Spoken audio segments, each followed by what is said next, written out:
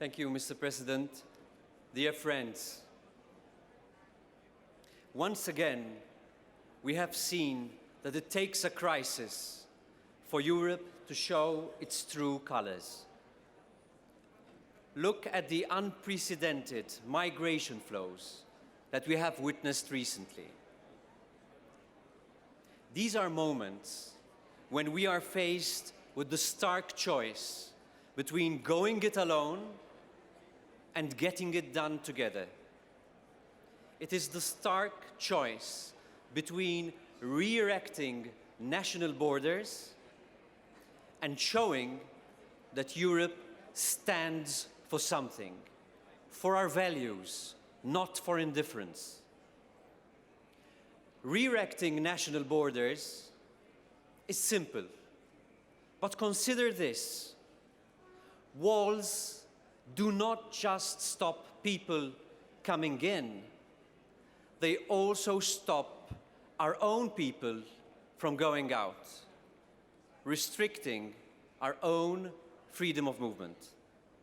So once again, Europe is at a defining moment, when the forces of staying together clash with the forces of going it alone.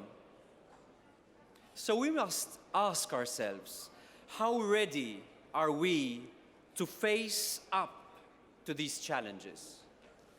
Will we be remembered as the generation of European leaders who stood up to be counted?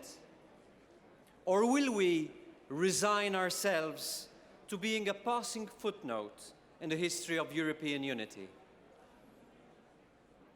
We cannot and must not resign ourselves. We must show that we can deal effectively both with the causes and with the consequences of the migratory flows. So we must act. Firstly, we must curtail the flow through an effective foreign policy which makes a real difference in countries like Syria, Libya, Turkey, and not remain helpless on the root causes of migration. Secondly, we must protect our external borders together. Yes, if necessary, by forming European border guards and a European Coast Guard, because the vast external maritime borders of my country and that of other Mediterranean countries are also your external borders. And thirdly, we need to share fairly the responsibility of dealing with those who make it here to us, treating people with dignity. Doing this together is complex and requires decisive actions on many fronts and a give and take. But it has one big advantage.